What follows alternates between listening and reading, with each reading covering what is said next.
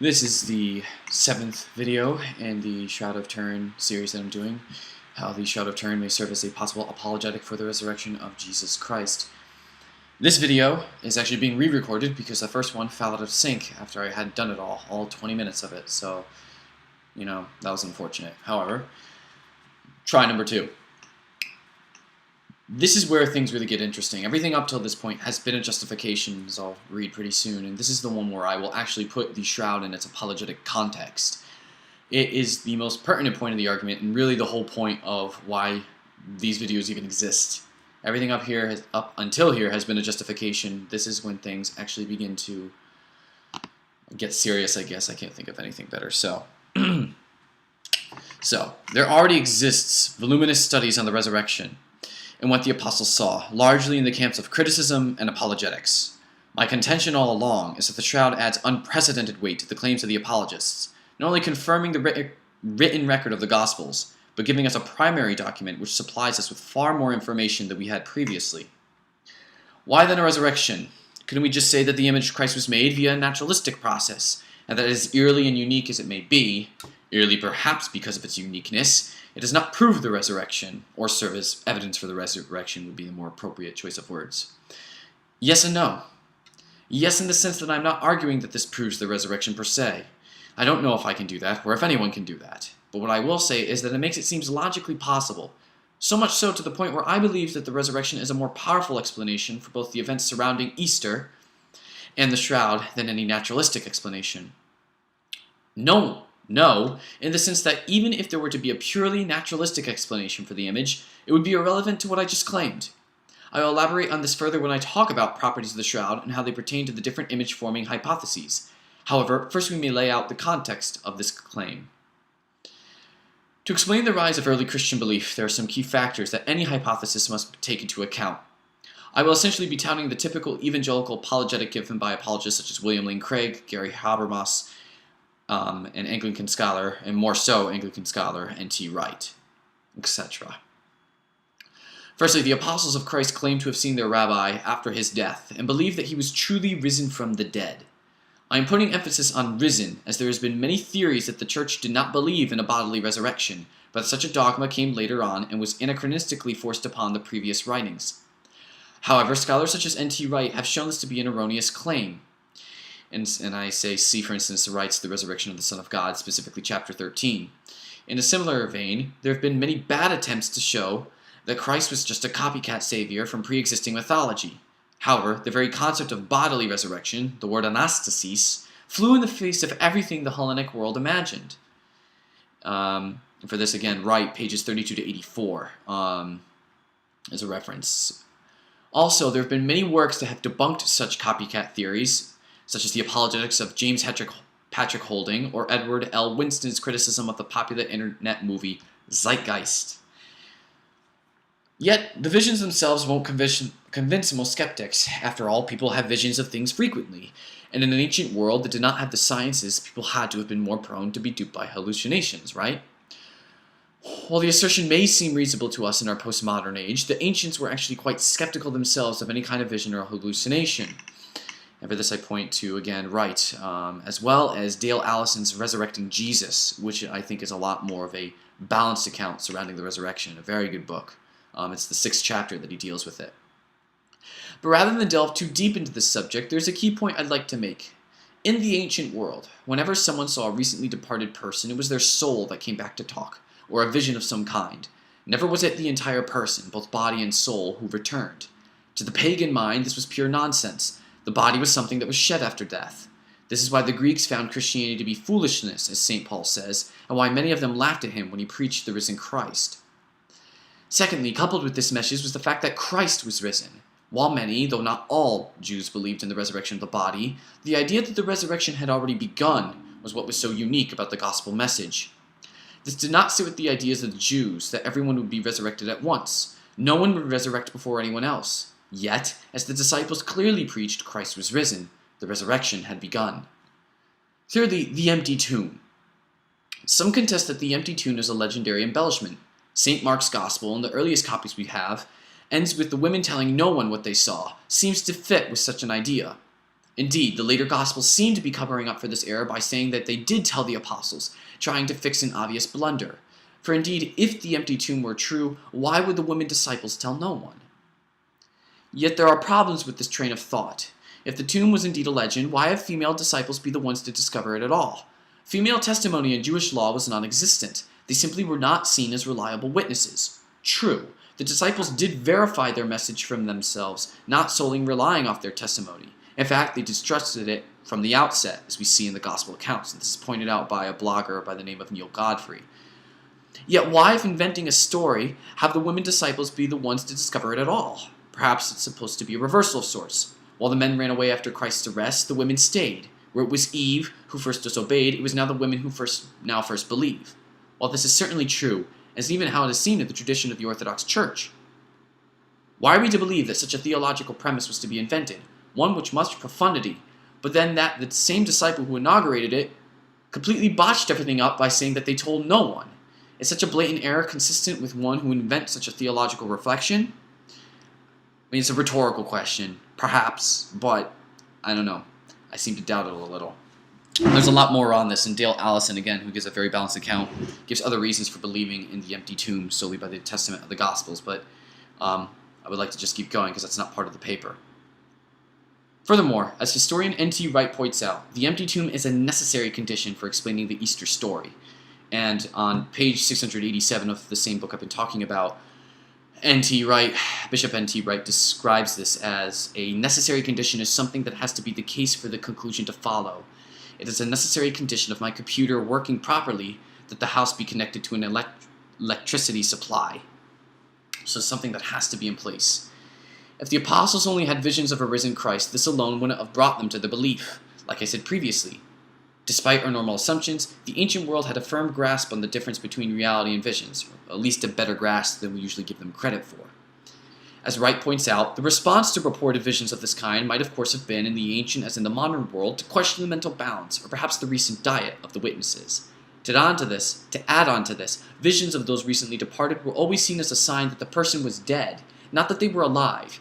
Yet the claim of the early church was that Christ was alive. Had the apostles only seen visions, they, like most of the ancient world, could have just written them off. However, it is, as Wright again points out, that the visions had a Jesus who was appearing in bodily continuity with the corpse that had occupied the tomb.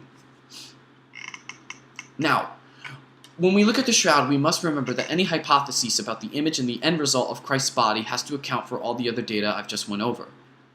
It's no good if the theory can account, for example, the image formation, but have no way of explaining the empty tomb. First, let's see some things that the shroud seems to vindicate in our previous apologetic. Firstly, the empty tomb. My reason for this is how else could we have access to the shroud unless the apostles found it as they describe in their accounts? Now, skeptics may argue that it was indeed recovered, but not necessarily from an empty tomb. However, the travertine aragonite located at Christ's feet on the shroud has an incredibly similar signature to limestone samples from ancient Jerusalem tombs. And this is pointed out on a blog post, but you can also find it in Ian Wilson's book and other sources as well. I've seen it in numerous places. This obviously does not prove the empty tomb, but is certainly powerful evidence for its validity. Second, a historical Jesus. The reason I mention this is that though Jesus myth theories are not generally given the time of day, certain works and views by authors such as Earl Doherty and Richard Carrier, as well as serious laymen such as Neil Godfrey, are gaining more of an audience. It should be noted that at least the last time I checked, because I followed his WordPress a long time ago, Neil Godfrey is not a Jesus mythicist per se. He is agnostic on whether Jesus Christ was a historical figure or not, but in this vein, he tends to defend a lot of mythicist works because he thinks they are simply brushed off way too easily on bad historical critical grounds. But that's just to clear something up. I don't want to. Maybe Godfrey has changed his stance, but last I knew, he was a Jesus agnostic, and so I don't want to misrepresent him. But I'm pretty sure that Doherty has been a mythicist. He put out 2 books on it, and I know Richard Carrier used to believe in the historical validity of Christ, but at least, again, last I knew, he's shifting more towards, he thinks that a mythical Jesus is a better explanation than a historical one. I thought he was writing a book on that. I don't know if he ever published it. But anyway, enough of the sidetracking. However, if we're accepting that the Shroud of Turin did indeed wrap Jesus Christ, then the idea that he was a myth is soundly gutted. So then how can we explain the empty tomb, the rise of early Christian beliefs, and the image on the shroud? The first theory we can look at is that the body was stolen from the tomb. Immediately, though, we run into problems because of the blood clots in the shroud. Vignon noted that these clots showed us characteristics of authentically dried or clotted blood, separation of serum, and darker cellular mass.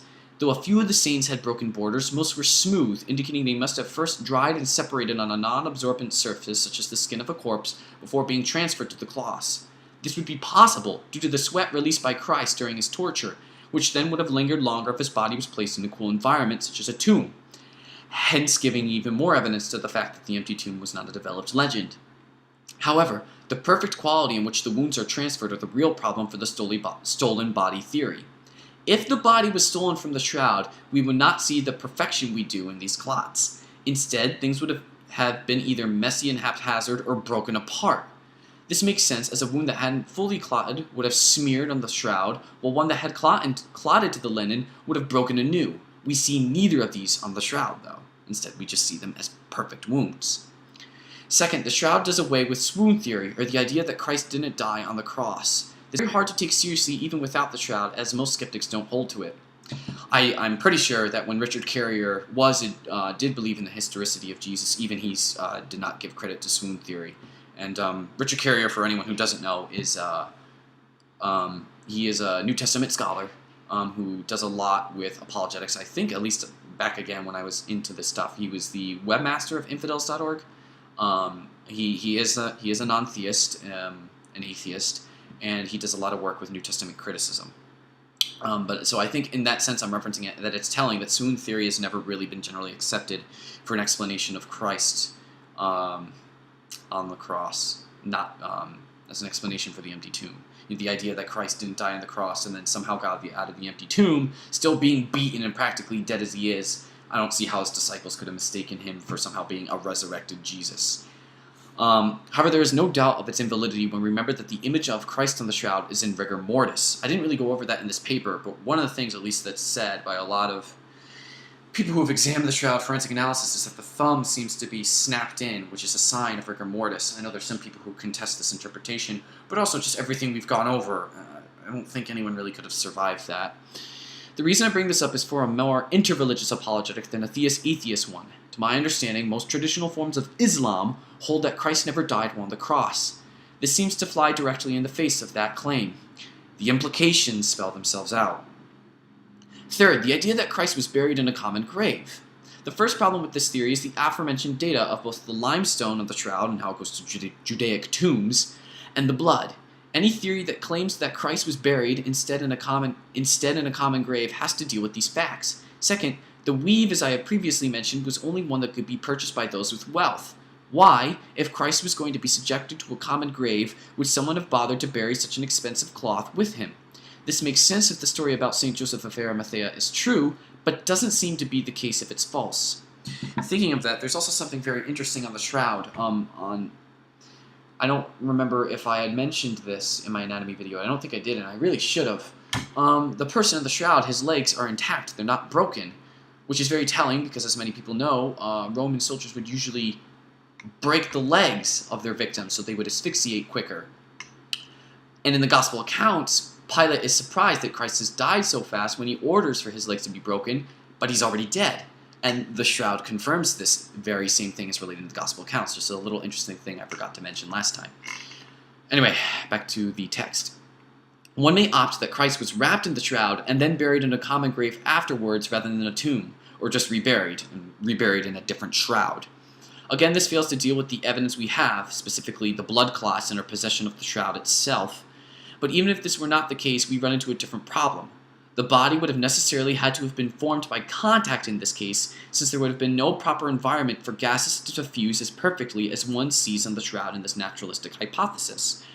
Let me extrapolate. One set of naturalistic theories that attempt to explain how the image was made comes from gases that precede death. The most popular theory is the Maillard reaction proposed by Raymond and Rogers. The theory in brief states that the color on the shroud can be produced by reactions between reducing sugars left on the cloth by the manufacturing procedure and amines deriving from the decomposition of a corpse. And this is in this paper, The Shroud of Turin, an aminocarbonyl reaction, or Maillard reaction, may explain the image formation. This, I already said that. No, I didn't. This is because decomposing bodies start producing ammonia and amines very quickly, depending on the temperature and humidity of their surroundings. The ammonia and many of the amines are volatile, and they rapidly undergo Maillard reactions with any reducing saccharides they contact. That's from the same paper. However, as Fondi and others pointed out, the image resolution and the uniform coloration of the linen resolution seem to be not compatible with the mechanism involving diffusion. Even if this weren't the case, though, such a reaction would take at least a day, hence making us run into the problem of the blood clots once again. I read in a paper one time that the amount of time it would only take for the blood to clot to the shroud is something like around an hour.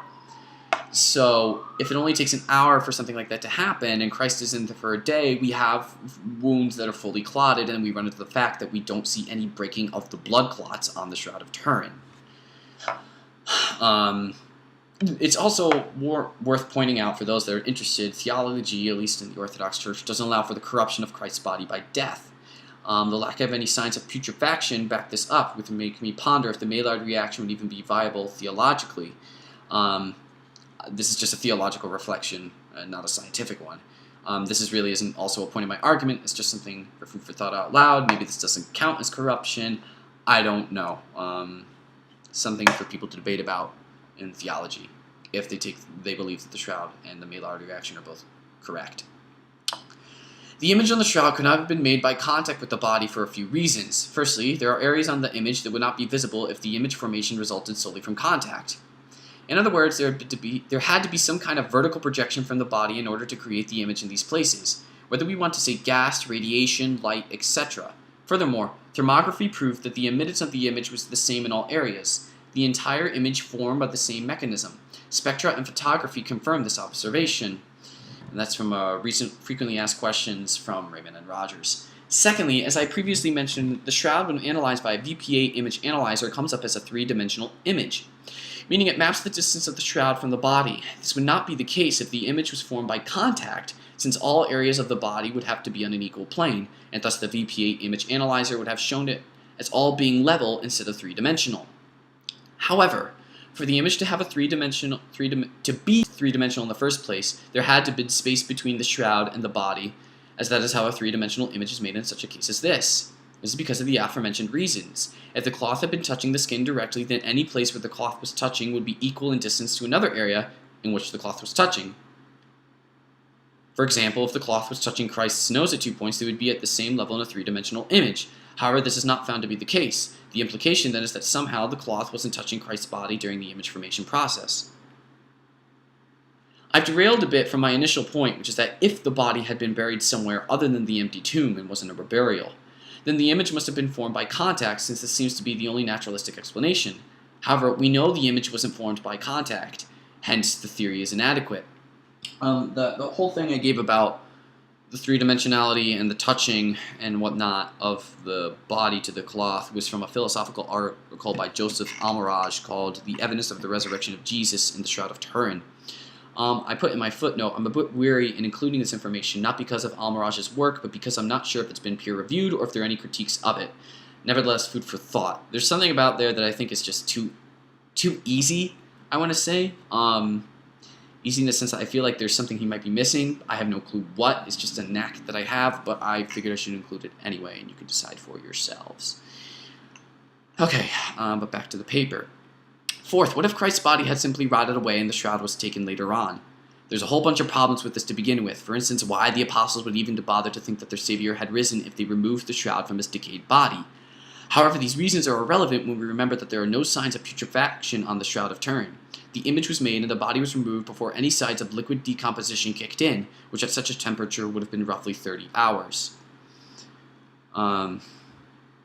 So far, naturalistic explanations for what happened to Christ's body while forming the image have not fared well.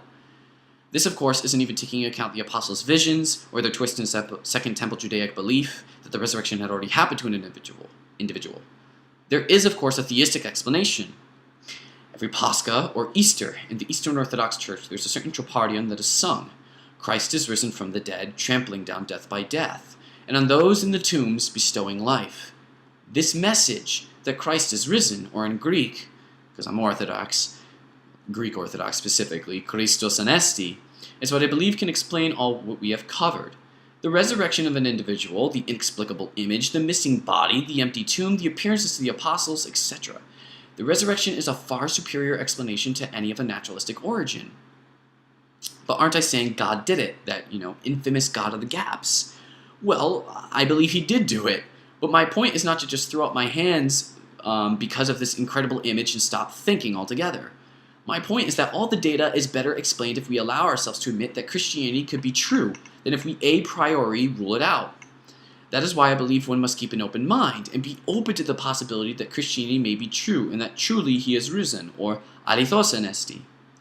Furthermore, a naturalistic explanation does not necessarily discount the shroud as evidence for the resurrection. For instance, let's say that there was some sort of gas theory that could fit all the parameters required and could occur fast enough so that the body could be stolen before the clots were too hardened.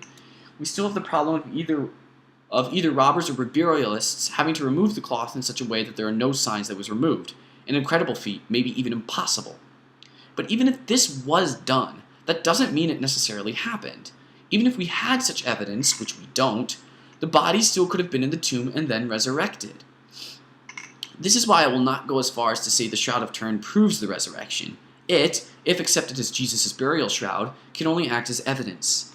However, what I do submit is that this evidence is, in its historical context, is good enough for a Christian to be logically justified in his or her belief that Christ is risen. I really don't see how, unless God is ruled out a priori, a non-theist can honestly look at all what we have covered, which is even close to the full body of literature, and think that the Christian is somehow deluding himself or is using wishful thinking. At the same time, I'm not expecting skeptics to be satisfied with one presentation of the shroud and start making plans to go to a church this Sunday. If you do, I'm going to go out there and say go to an Orthodox church. I'm sorry, I had to. And I do believe that, so I'm going to be firm in that. But what I hope for is that this can spark both the believer and the skeptic alike to keep making inquiry into the shroud and its possible ramifications on the resurrection. What I hope won't happen is that one will simply leave this lecture in a state of apathy and nonchalance towards the subject. Such attitudes are neither skeptical nor free-thinking, they're just lazy. This essentially is my reply to the new atheist movement of Richard Dawkins, Daniel Dennett, Samuel Harris, and the late Christopher Hitchens. And really, in many ways, it's my own grappling of why I left atheism and became a Christian. I know that many new atheists, though certainly not all, have a pretty scathing view on Christians and logic.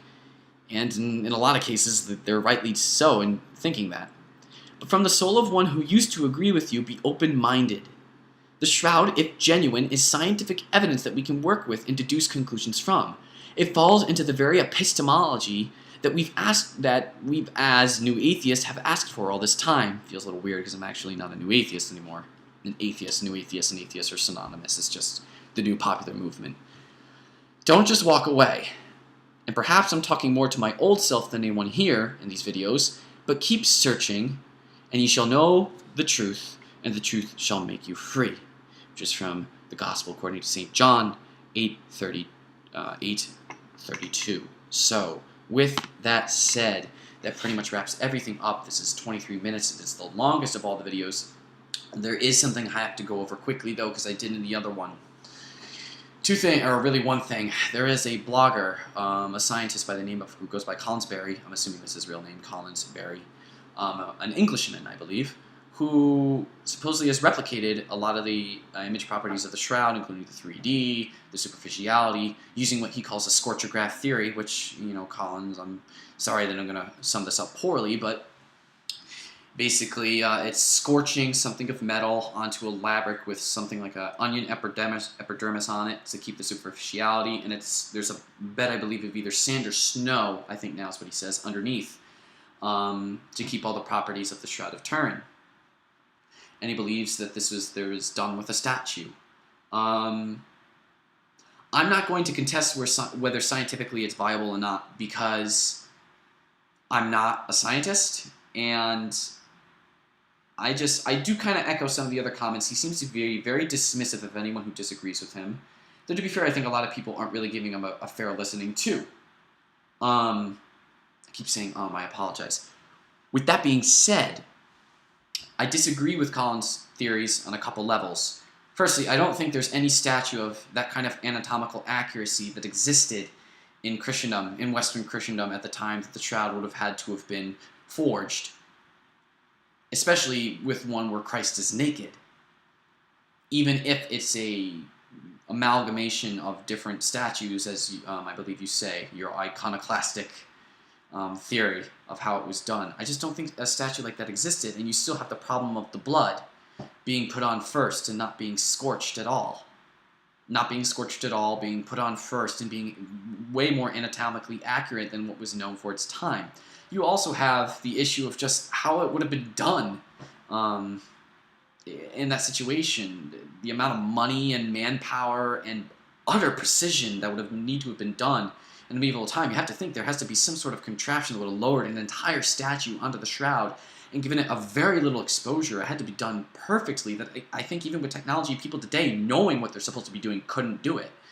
It's just not feasible. It's obviously a lot different than when we're pressing something the size of one's hand onto a cloth, where you've got a lot more precision and maneuverability. These are not necessarily theoretical disagreements, but ones on the practicalities of carrying something out. You also have to deal with, stuff like the Hungarian Prayer Codex, amongst many other things, all the historical references to something that bears a remarkable resemblance to the shroud, one way or another. Even if you take more the root of Yannick, there's still the shroud in Constantinople that bore a heavy similarity. The fact that Byzantine iconography greatly resembles the Shroud of Turin, and there's a pretty good chance that the two are interrelated one way or another. But ultimately, the reason why I disagree with the theory, at least as a forgery, is that obviously the further back in time you go, the harder it is to do such a thing, and there is something called the Sudarium of Oviedo. And there was one person who commented on this. For those who don't know, the Sudarium of Oviedo is another linen cloth. I'm doing this off of memory, so forgive me if it's not completely accurate. You can always go and find this in articles online, especially shroud.com. There's also the book on the Sudarium of Oviedo. I forget what it's called, but I have it right here on Google Books. Sacred Blood, Sacred Image, the Sacred Blood, Sacred Image, the Shroud of Turin, the New Evidence, and how it relates to the Shroud of Turin. And you can read practically the whole thing for free on Google Books. And if I'm remembering correctly, the Shroud of Turin is a cloth of the same 3-to-1 herringbone twill that dates to the 6th century. It was carbon dated to the 6th century. However, for the same reasons we talked about the shroud, because it's been so handled all the time, it's been through so many things, it's not really a reliable carbon dating. With that said, it bears all the same 1st century things as the shroud, including, I think they've maybe found 1st century pollen on it as well, which again indicates that the carbon dating can't reliably be used because it's been handled by people over the centuries so much. But this thing, the Sudarium, has a correlation with the Shroud of Turin. There's a blood. It's basically it's the front cloth, what they believe is the other cloth that wrapped the face of Jesus, and there's a lot of blood on it. And people who have gone in and done forensic analysis conclude that the way that the blood has fallen, it's completely realistic and anatomically correct with someone who was crucified. Even more eerily, they did a cross-comparison with the Shroud of Turin, and I think they found something with like 50 points of correlation on the front and something like 70 points of correlation on the back, which is way more than can be passed off as coincidence. So the thing is that if indeed it anatomically came from a crucified man and it correlates to the Shroud of Turin, then I think it logically follows that the Shroud of Turin wrapped an anatomically correct man. I guess I could think of how, someone may have forged it using the Sudarium, but given the technique that you're giving, I think this is practically impossible at this point. And furthermore, because the Sudarium and the Shroud, if Ian Wilson's correct, split apart so early on, because remember the historical reconstruction, the Shroud, even in the 200s, was already going to Edessa, and the Sudarium made its way, I think, from Jerusalem to Spain. The two wouldn't have been in contact for a long time, so this forgery would have had to happen when Christianity was still being persecuted left and right. But even then, the Sudarium had to have been from Jesus, or crucified man to begin with. It makes it seem that the forgery is so much less likely given everything else that we know already. In medieval times, a lot of artistic depictions of Christ had the crucifixion going right through his palm, and my guess is that many Catholic statues at that time probably did it the same way. But as we know, the exit wound, there's a good chance that Christ wasn't crucified through his wrist. It's not necessarily the case. That's usually what people misunderstand about the shroud, but it could have gone through the wrist bone instead. And if that's and came out of his hand, and if that's the case, then that statue's anatomically incorrect and doesn't match up with the shroud, amongst other things. It's just, I mean, whether or not, because obviously you're not checking every single level with high-tech equipment to see if your theory holds up, because there's a lot of people with that fake shroud that was done, that was painted by that Italian artist. Everyone freaked out and said, look, he replicated it, but then when there was further chemical analysis done, it was shown to be nothing like the shroud. It could be the same case when we actually try to pull out a full-blown experiment with what you're giving. But at the same time, I think it's fair to give you credit that you've actually tried figuring this out, and you have, I think, of any forgery theory, one of the best. At least one that definitely even threw me for a loop for a little bit. But with that being said, there's no need to continue this video. I've already gone longer on than I needed. I thank you all for watching. There is one more video after this that is an addendum dealing with maybe Christians who feel reserved about using the Shroud of Turin as an apologetic tool. And in such a case, yeah. Anyway, thank you for watching. I appreciate that you put this through, and I just implore you, please don't throw this aside. There's a really good quote that I want to leave with from a blogger called CL, a Christian blogger, who says something, I think it's, not everyone who is a free thinker thinks freely, and not everyone who thinks freely is a free thinker. It's easier to see once you're on the outside of it and you've been in it, but there's a lot of people who are kind of dogmatic atheists who will pretty much throw off any sort of theistic attempt at an explanation or something like the Shroud of Turin just because they think it sounds absurd, or that promissory science, if science will figure it out one day. Well, maybe not. You have to keep some sort of an open mind. You can't be that close-minded, but that's of course another conversation. So thank you again. I really appreciate it. Please, any feedback, criticism, it's welcomed. Thank you.